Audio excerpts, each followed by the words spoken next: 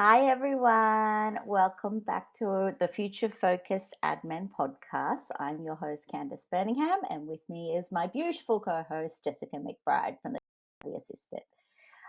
We're up to episode 6, which is super cool because episode 2 is dropping this Friday. So it feels like, this is really happening and it's exciting that people are excited to hear it. And we're starting to get more engagement and getting people sending in their questions and sending in their horror stories, which we'll read. And maybe like the next episode, we'll read some of the horror stories that admins have been asked to do in their career. But the link for that, we'll put it in the show notes again today.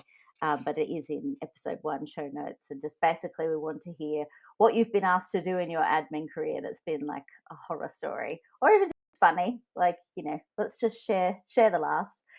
But today we're going to be discussing navigating career transitions in the admin profession. So Jess and I have both done this, and as we do, always talk about our own experience. So we'll go through that. But I just wrote down a couple of notes for myself because I wanted to just get a couple of things across that I always forget when I start talking. So first and foremost, my number one piece of advice, especially to people who are new to the admin profession, is to remember that your career is not set in stone. You are allowed to move around, you are allowed to change jobs, you are allowed to change levels, you're allowed to do anything you want in your career. It's your life. And back in the day, it was like, pick your career, pick your job, and move up in that company. That doesn't happen anymore. I read a statistic the other day that it's something like you should be moving jobs every 3 years to get um, like experience and more money. I think it was. Yeah. I'll find out what the link is and up in the show notes. But it was saying you will actually be earning less if you stay in the one job versus moving. I'll find the details for that.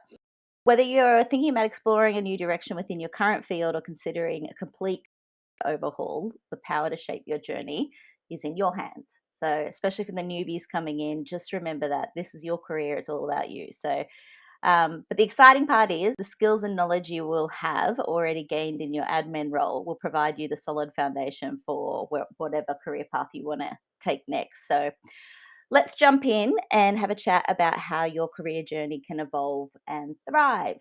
So, Jessica, do you want to talk about how you've kind of navigated your career in the different roles that you've done in admin? Haphazardly. Um, I never knew what I wanted to do for career, and like I remember, like even like as a kid, um, just being like, I wish I like knew what I wanted to be because like it seemed like other kids had like this idea.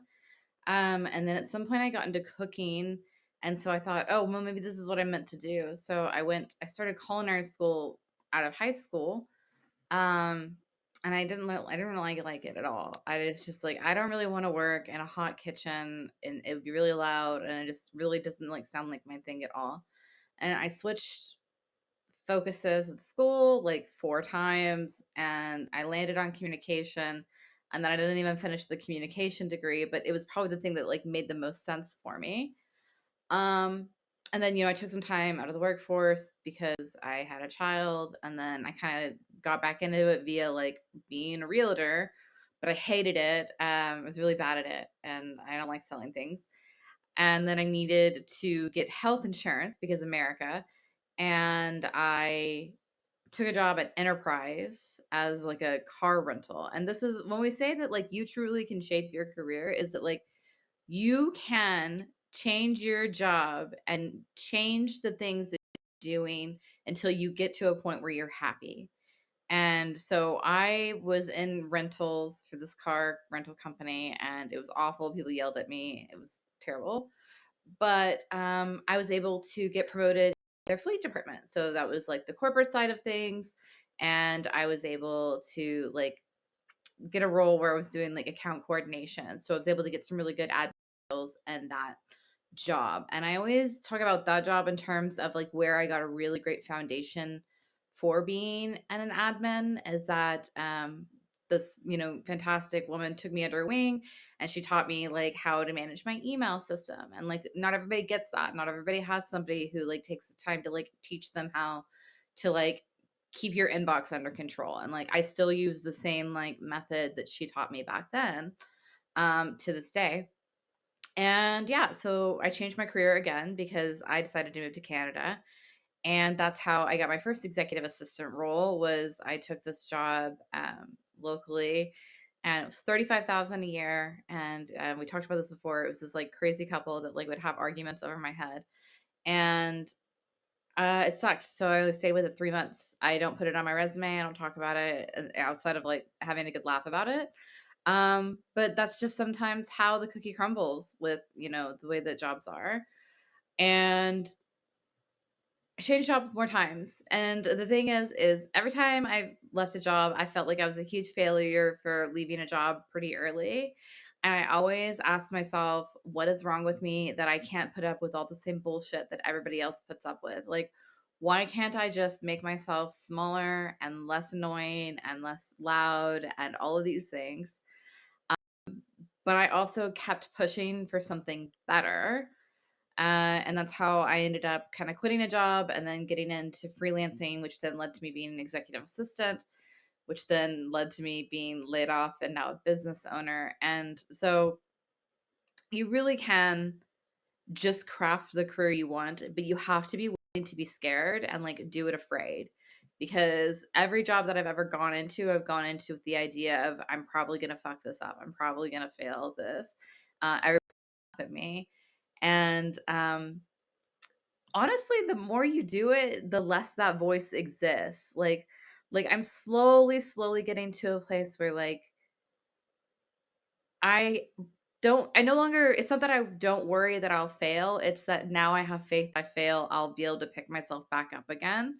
And and you recognize it's not the end of the world. So like there was a time that I thought that losing my job would be the end of the world and could never come Mhm. back from it. And I did. I lost a job in like 17 or something. And I laid in bed for days just crying and just thought I was never gonna come back from it, and it felt like a mark on my permanent record of like everybody's gonna like nobody's gonna want to ever hire me again. And like I came back from that, and when I got laid off again from a different company this year, it was just like, well, that sucks, but I've come back from worse. Like I came Yep. back from getting laid off when I made 52K a year and like, things were a whole lot tighter. Like I can do this again. And And go laid ahead. off being made redundant. Yeah. So the role was made redundant. Hmm.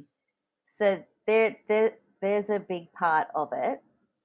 I don't know if you can hear that. I think the garbage truck just went by. If No, everyone you're got good. to hear a nice um, the language in it, right? So the job was made redundant, but we feel that we were Yeah. laid off, as you say. It's such a personal, what did I do wrong? When really it was the role and number 4265 on the spreadsheet. It Yeah. wasn't Jessica McBride. It is purely a business decision. It is not a personal decision. You didn't do anything wrong. Um, but you feel like the biggest failure. You're like, why was I let go? Why didn't I get like, and I, I, I, yeah, I try and say to people when they say that they've been made redundant or laid off that you didn't, the job did. And just Yeah. remember that it's not you. But especially admins, they're like, I gave my all. Like, why did this happen to me? Um, so last admin role. I was an executive assistant at a tech company, Hmm. and I was there for about 2 years.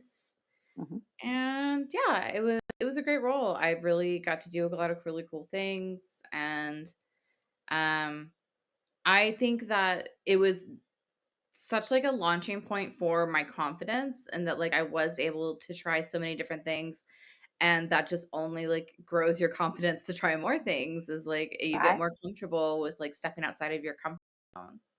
Right, exactly. So the skills that you don't even realize you are trained in admin and now transferable in a completely different role. It's like Yeah. I was just looking for an article that I had on Admin Avenues. This is about job hoppers, and they paint it as though job hoppers are bad people, like, oh, you can't keep a job, but it's like actually they're career temps, they're career contractors. So one, they get paid more, so smart on them.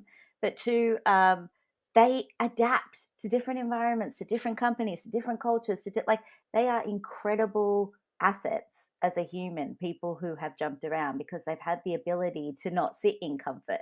They've had to Yeah. constantly evolve. They've had to be chameleons. They've had to adapt to what it is that they're required to do in that next role. It could be you jump from EA to finance assistant to marketing assistant. Like, I take my hat off to people that can do that. I only temped for a short time, but when I did it, I found it incredibly overwhelming.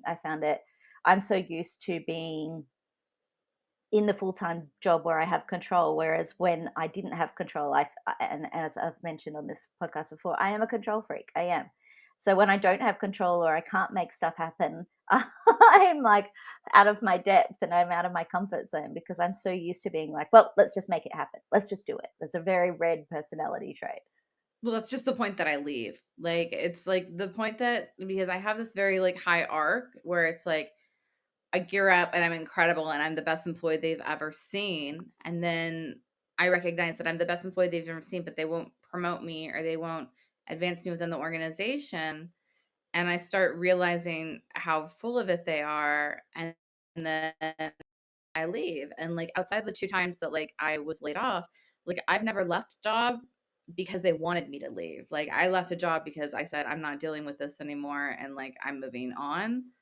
Um and I think that's like so key for like mental health is like stop feeling like you have to stay at an organization for loyalty because like 3% a Mm-hmm. year and of a raise and just like, 2-3 weeks vacation, especially like in North America, like that's not worth my loyalty. Like I can do that freelance. I can do that like on my own. So why would I do it for the luxury of like working for another person and like having them be mean to me all the time? Like I don't But want to do again, that anymore. oh, I think we've got an echo. Is there an echo on your end? I don't have an echo now.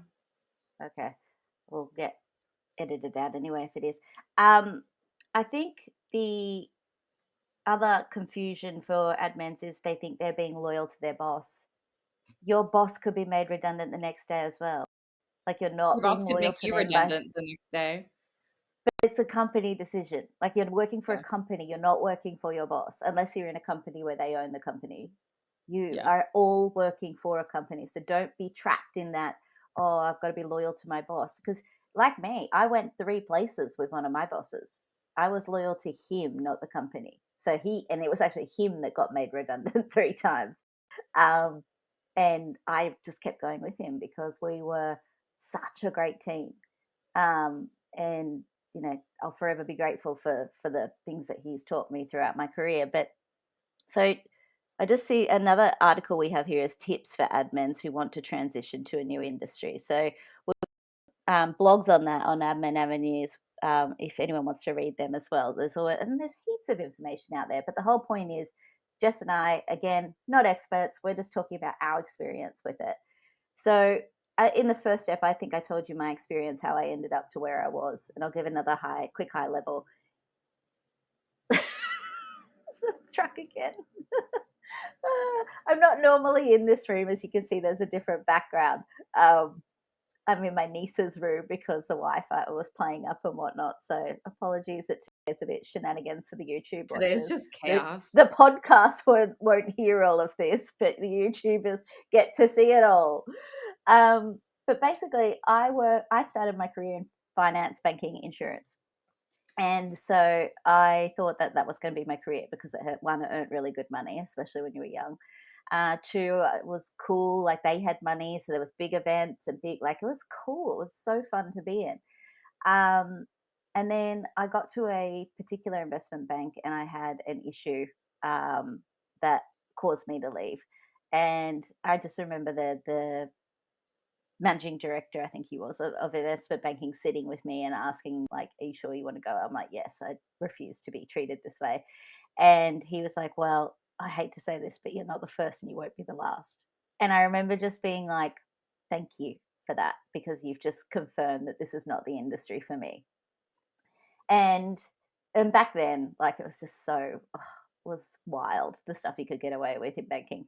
Anyway, so as I said, I got put into media from a friend who, because I, replaced myself. I was moving to London, and then the GFC happened. I stayed, and so that's how I ended up in media. Had a great career in media. Loved media. Would go back to media if I had to go back to being an EA. I loved it. I thrive in it. It's fun. Um, but then I went traveling, and I came back to London, and I had to get a job because I had spent way more than I should have. I was living my best life. And I ended up working for an entrepreneur slash interior designer. She's world renowned interior design, Kelly Hoppen, CBE.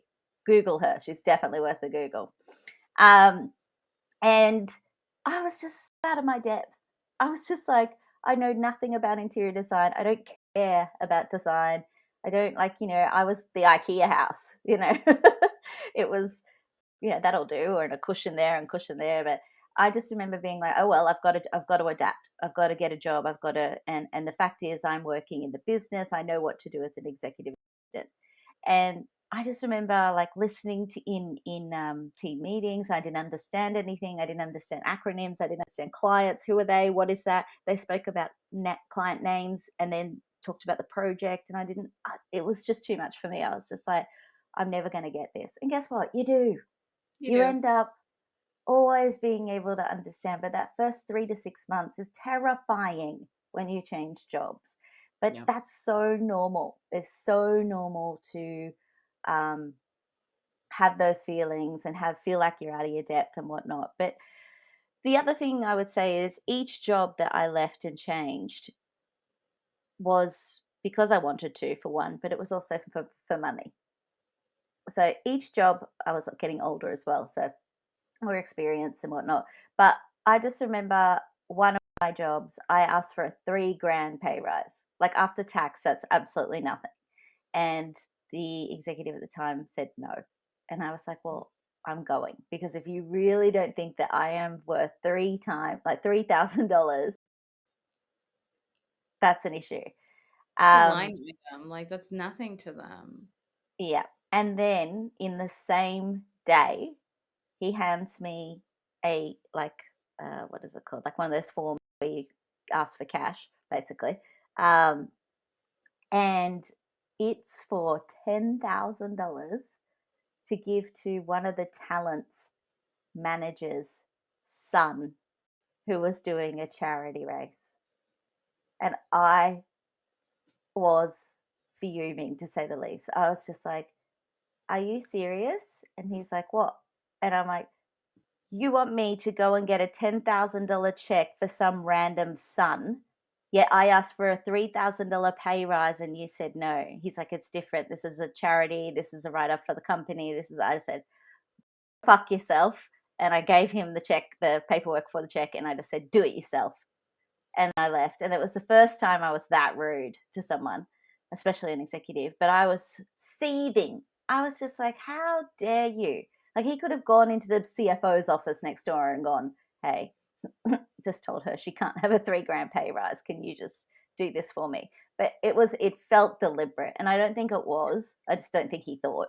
But I just remember being like, I will never allow myself not to be valued again. So every job that I've kind of gone into going forward, I've always been like, well, what is my value in this place? What can I bring to the table?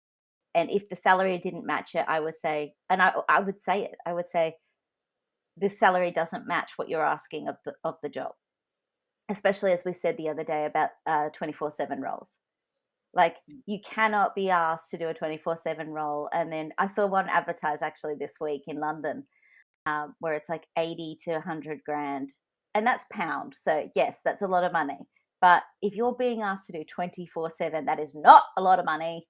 And it requires like there's so much out of work hours that is not being paid for there. And it's just like, oh, I really wish I could explain this to people and they get it. Like, but I know it's scary, and I know these conversations are hard around salary. And I think we've I don't know if we've done a topic around this. Maybe we should, but We I did know pay a big, transparency. yeah, I think we need it all comes down to, right? If you don't Mhm. have the confidence and you don't believe that you're worth something, you're not going to fight for it. Whereas I think Yeah. you get to a certain age where you're like, uh-uh. I know what I'm worth. And I think that's kind of also where we kind of got to a level where we were like, I want to work for myself because I know that I can earn more doing this myself. It's like you were saying, there was a certain group, we don't need to use names, that have asked you to do speaking, and it's not enough because when you cover your time from getting from Toronto to the country in transfers, meals, this, that, the other, when you put that into hourly rate versus what the fee is, it's not worth it. You can Mm-hmm. make more money doing a course. Like, anyway, I'm going on a tangent with this, but it's just like know your worth and stand up for yourself with it and be like, no, actually, this is what I'm worth, and this is, and like at the moment, I'm helping some people who are quite high EAs roles in Australia, and they're like on the higher end of salaries, and those kind of jobs just aren't around at the moment. And I just say to them, hold out, don't go backwards. Just do some contracting work or do something else, but do not go backwards because women especially are most prone to be, you know, homeless or not have super or pension, I think it's called in other countries, um, because there's so many subtractions in your career, be it kids, be it looking after a relative, be it all sorts. Like it's always the women that have to step out of their career and end up financially less off. So yeah, I've gone on a complete tangent with this, but I'm so passionate about it. Know your worth. Yeah, we've seen with the pandemic that women had to step out of the workforce, and then all of the flexibility gains that we made back are being stripped away by organizations saying, no, you have to return to office. And flexible work conditions are what make a job equitable for us because a lot of times we're not getting paid what we should be getting paid. And the least they can offer us is the availability to like leave when we need to leave to go to an appointment or pick our kid up from school or run, any series of errands if our job is still getting done. Um, and I know it's really scary the first time like you ask for a raise. Like negotiation is always awkward for me. Like I don't like talking about money or dealing with it. Um, and I've talked about this before. It's like I remember when I went in to get a raise at my last role, and like I was literally like I'm someone who like laughs when I'm nervous, so I was like smiling like ah, like, and he's like, oh, that's over 100,000, and I said, yeah, I know. Think that I'm worth it. Like I really do. I do believe that if you're going to look me dead in the eye and tell me you want a second brain and you want somebody that is going to think the way that you think, what do you think your brain is worth? Because like I think mine is worth more than $35 an hour personally at the like when I am able to think at the level that a founder slash CEO is thinking at. Um yeah, I just like I said, you get to a point where like you're doing work and you're like, is this actually worth it? Like am I crying at my desk and I can't even like buy two burrito bowls for like the hour of crying? Like I have expensive tastes. And if I'm going to be drying my tears with designer handbags, I need to be making more money to be able to do so. So you need to be paying us for our suffering. Like not everybody's going to be able to have a job that fills their cup every single day. I understand that that's like a fantasy world that I live in, and like unfortunately sometimes things just suck, but like get paid for it at least. Yeah. And I think the hardest part of it is the conversation around people understanding that we're no longer secretaries, we're executive business partners. And that's, a whole other part. But I want to give a couple of little do's of what you're doing when you're um, navigating your career transition. One is consider the big picture. So remember, your career is like intertwined with your life as a whole. So the choices that you make professionally can significantly impact your work-life balance, so overall quality of life. So make sure that you consider your new career direction will influence your relationships, your finances, and daily routines. For instance, are you open to relocating for a new opportunity? Are you willing to prioritize job satisfaction over financial gains? So I think we touched on this last episode, is that like people moved away during the pandemic. So people are like, I would rather be paid less, but be able to live the life I live now. I now live on a mini farm, or I live off, by the coast. And each afternoon I can take my kid for a play on the beach. Like, I'm willing to not be paid as much because I'm also not paying that commute every day, and I'm not losing 2 hours each way. Like, people are willing to, so just consider the big picture on that, of what is your trade-off of what will make you happy in your next career move. I think crafting a plan. I love a plan. I love a list. But think like 5, 10 years down the line. I know that sounds ridiculous, but okay, just do 5, because that's a bit more reasonable than 10. Who knows what we're doing in 10? But like, what does that look like for you? And this could be like a roadmap, or like, I don't know, like a of your new phase of your new journey, because your career, that's going to be the main thing that you're going to be doing, is this new career. So make sure it's something that's going to be worth that 5 year increment of your life. Like, it's 5 years, 5 years. Anyway, as I just said, I love a map, I love a plan, I love a guide, love them all. Look ahead. So envision where you are, or where you want to stand in the next 5 years, and evaluate if the next move aligns with this vision. So consider like if you're switching industries, take time to weigh your options with that. So for instance, I had to drop my salary when I went from banking to media, but I got so many other perks. Like, we owned Ticketek back then. So we went to every concert. We went to, every event. We went to football games. We were given so many perks. And while I was young, that made a difference, because those are the things I wanted to do. So that was fine for that time of my life. I was happy to be traded off, bought off with freebies. And I know back in the day, when companies had free kitchens, free for all kitchens and things like that, once upon a time, that made a big They'll forget difference for you. students, right? Like, 3 meals a day at work that you don't have to pay for or prepare. Or I know that makes a difference for younger people. For older people, it's like, I'm not eating that. For me, that was um, gaining 30 pounds over 6 months because I had, three field meals a day.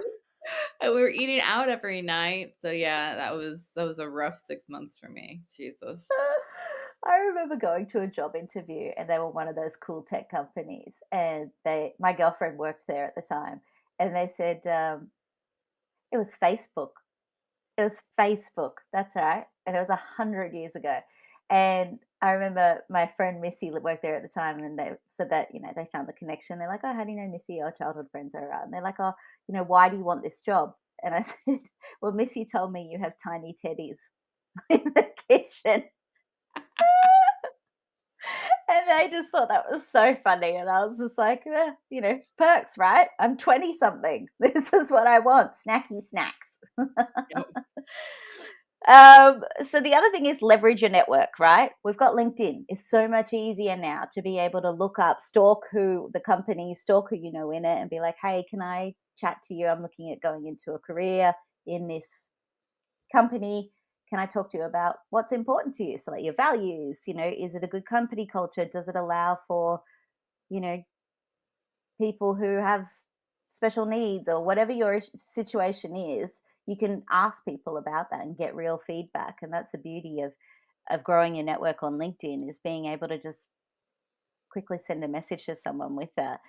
Um, the other one is exploring further education, and that doesn't mean going back to school. That means, like, you could do a LinkedIn course, you can do one of Jess's webinar courses, um, and then you get the recording, so you can always go back on it if you're like feeling like, oh, I really need to touch up on that.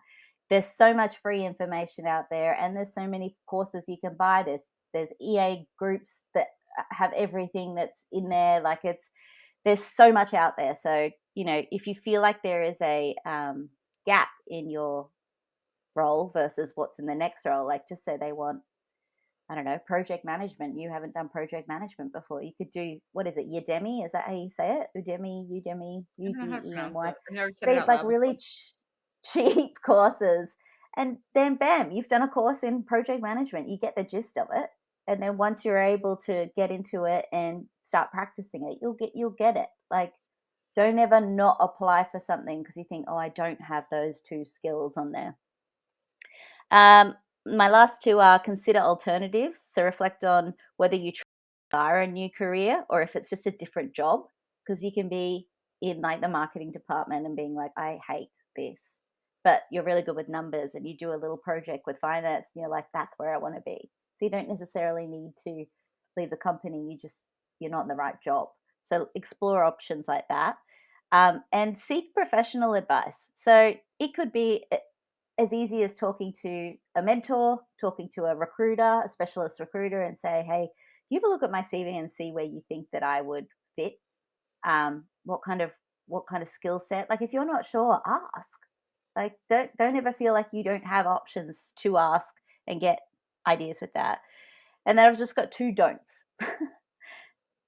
Don't have unrealistic expectations. Don't think that because you're going to jump to another career, it's going to be smooth and an easy drop, and you're just going to jump in there and it may be a drop of salary or taking on a more junior role to go on to something that will make you happier.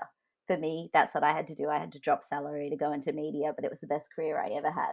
Like, and I did end up making the money later on, but I had to go in and drop a salary. Actually, when I moved to London, they said I didn't have London experience. And so I had to drop down a level, earn my stripes, and then I got put back up to president level. I was just like, oh, this is so dumb. Like, but that's the way they did it. And the other one is don't rush it. Avoid making impulsive choices that could significantly alter your life. So develop a solid plan and establish clear goals that guide your journey toward your desired outcome. So many times I've just been like, that's it, I'm quitting. Like, and I have a moment, a hissy fit. And the only one time I actually actioned it was with one of my really good bosses, the guy that I worked with for 3 times, and we had a falling out because another company had taken us over and caused destruction. And I had a hissy fit and I went into his office and I slapped my resignation letter on the table and I was like, I quit. And he was like, oh, God, such a drama queen. But we both ended up quitting. So, but I just think having a couple of those points, having some realistic things to think about, make it a bit easier before you do a career jump. But as Jess is a big advocate for it as well, if it's not right, leave. Like I it's know. I mean, these are like the most like neurotypical tips I've ever heard because I'm like, no, like impulse, like follow my gut, like I've reached my brink, I'm done, I'm out, like now's the time to leave. Like I don't stay at a place like 1 minute longer than like I don't want to be there. I just it's physically painful for me. Like it's just like once it snaps for me and I'm like I can't stand to be here anymore. Like I am just like physically miserable and like I will like find my way out and it's like if that is finding a new job, if that is like outright quitting the job. I've never like I've never quiet quit the way that like people that was being talked about for a while where like you yeah, just kind of start phoning it in. But like I think that a lot of us become so pivotal to the office that like we don't really have the luxury of quiet quitting because like it would be so incredibly visible if we just started like reining it in because we're yeah, such overachievers. yeah. But yeah, like I said, I've never like had an organization that like was happy I was leaving. Like it's just I don't believe that life is so short and like we really know like just how fast like things can change and the pandemic really taught me where it's like nothing is guaranteed and the only person who's going to be able to like make me happy is me. So but I do think that I'm like I'm a special kind of miserable that like people don't like neurotypicals probably don't understand where it's like I and I've always been this way since I was like a child where like it's like why can't everybody else is fine, why are you not fine, and I'm just like verbally like whining in the background and like I just refuse to suffer quietly. Like I if I'm miserable you're all going to know about it and I'm just either going to get my way. Once again, either the squeaky wheel gets the grease or the Hmm. wheel flies off the handle and goes somewhere else. So um, I think quit jobs on impulse. I think pursue your passions. I think quit and just say, fuck you, I'm out. Because life's short and these people can be really mean to us sometimes. So I'm like, So can I ask I have you? had like a decent CEO, but like I just find that like when we read these like executive assistants, like I feel so bad for the people in this industry and like the way that they are like treated at times. Yeah. Can I ask you what has been the longest contractual resignation time you've had to give? Like how like when I give notice, So two my weeks. last see, there's a difference. Contractually, I've signed contracts saying I have to give 3 months notice. That's what happens. When you actually have job benefits, where in the United States there's that whole like right, I forget what it's called because it's like, thankfully I've been out of there, but like the company has like doesn't have to give you any kind of payout or severance or any kind of warning or even justification for letting you go. Like there's like no job security in the United States. Um and when that's the situation, it's like why would I ever be loyal to you?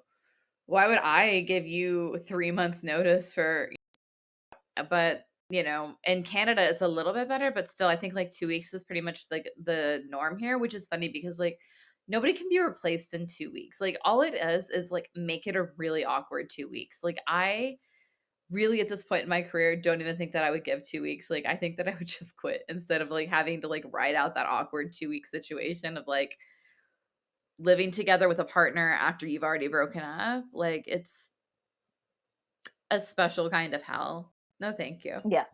Yeah, I mean, I always found it, and I get it because I'm talking from the roles where it's been working for someone pretty critical. So they one need support during that transition time, but they also need kind of they can't just fill the role with someone. They need someone that can be trained in that, especially Mhm. um, you know how to explain it. For instance, it took over a month to find my replacement at NBC Universal. Then he had to give notice, which was 3 months. But thankfully, they were able to knock off some of his time so that he could join earlier. Then we had a month. No, we didn't even have. He had to do work like almost 2 months, and we only had a week handover, which was just hell for both of us because there was so much to go through. But thankfully, I'd put together as I call it, a Bible um, of everything of my executive. And so having that, he always had that to refer back to because I was moving, yeah, I went back to Australia. So it wasn't even like he could just text, like, hey, blah, blah, blah.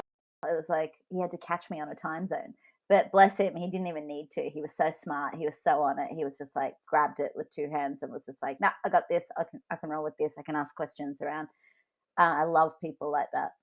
But yeah, that's also kind of a an entrapment thing that we have here at senior levels. It's some of them have been 6-month notice period for an EA, not a executive, which is quite normal. And then there's gardening leave and things like that. Um, for anyone who doesn't know what that is, that's when like they basically let you go, but you can't work for anyone else for a certain amount of time, so they have to pay you during that time. Yep. It's glorious. Um, but it yeah, it's so that's also, yeah, I guess the difference is that we're entrapped legally to have, and I guess it's that time to I don't know. I've had really good experiences, so I can't really say. There has been an experience actually where I was just like, I'm out. I'm like that. The one that I was telling you about that was a terrible experience with the banking job. I left that day.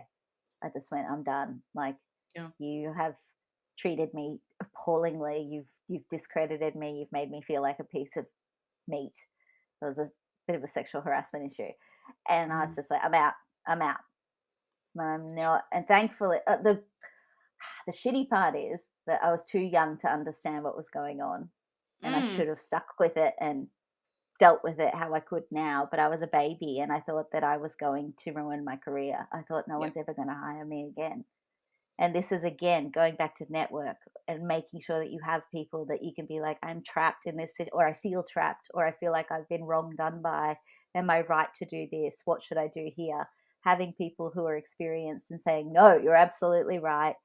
Talk to a lawyer if that's what it needs. And that situation did need a lawyer, but I was just too scared. I just wanted out.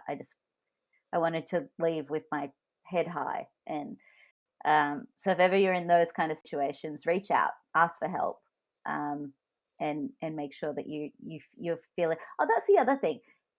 If you can, and this is such a luxury thing to say, but if you can take a break, even if it's a week before you start a new role, that Mhm. reset period is gold. To be able to just be like, I'm done with that. I need to just detoxify myself of everything that went wrong there. It's so that I'm fresh and, have a new almost SIM card in you ready to absorb what's for the next company, because it's just like you need that time to decompress as well.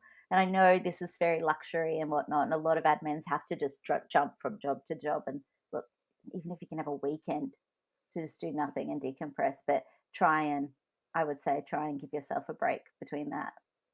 Have you been able to do that? Um, It's so different for you mean, I've been guys. busy Like, having mental breakdowns, and then I use those as my resting point. But yeah, it is nice to have a little bit of a break in between jobs, just because, like you said, it is you want to reset, you want to like go in fresh and like energized. Um, yeah, so definitely take the time if you can. yeah, if you can. I know it's not that easy. And also, if you were paid poorly in your last job, you want to get your next paycheck as quick as possible. Yeah. Because I don't know with you guys, but a lot of the time in Australia, it's a monthly paycheck. So you're living month to month. Really? Yeah. I worked at an Which, organization that paid monthly and I hated it. yeah, it's We don't get paid terrible. enough to live monthly or to get paid. No. And people are just racking up credit card debt to get from paycheck to paycheck. It's interesting. I watched a talk by the CEO of Implement Hero. Yeah. And he was saying that they're trying to build tech so that once someone has done their hours, it's all data, right? It's now all done in a system. So once you've done your hours, you should effectively be able to be paid right then and there. Clocked off, 8.4 hours at this rate, payment made on the day. Yeah. Um, and he says your companies are basically making money off your paycheck staying in there for the month. Meanwhile, you're Yeah. racking up debt and interest. And I was like, absolutely, just my jaw dropped. I was just like, if you could introduce that kind of technology, because it's essentially a payroll, well, it's much more than that, but it's a payroll platform is one of their services. If they could introduce tech where you literally get paid after your 8 hours. Can you imagine how cool that would be for kids that have finished their shift at McDonald's and they then have money to go to the night, or like, why do you have to wait every 2 weeks for that? I think it's 2 weeks for them. Yeah. Why can't you receive your money? Like, that's what work is, right? Exchange of your time for payment. Why can't it be done? And if it's all just a data and a transactional thing that can be done with an algorithm, ta-da! Don't get me started on a rant against capitalism. Too tired for that tonight. All right. Well, why don't we wrap it there, so we don't go too crazy? And yeah, anything we've kind of talked about, we'll put in the show notes, because the idea of this is that you don't have to take notes. It's just conversational. And if there's anything that we've mentioned, we'll put it in the show notes. So just sit and have a chat with us, grab your coffee or grab your wine and listen to us rant. But hopefully you get something out of it, even if you get a tip of something you might be pondering on, hopefully we've value to your day. So, thank you very much for joining us. Good morning, good evening, wherever you are in the world, and we'll chat to you soon. Farewell.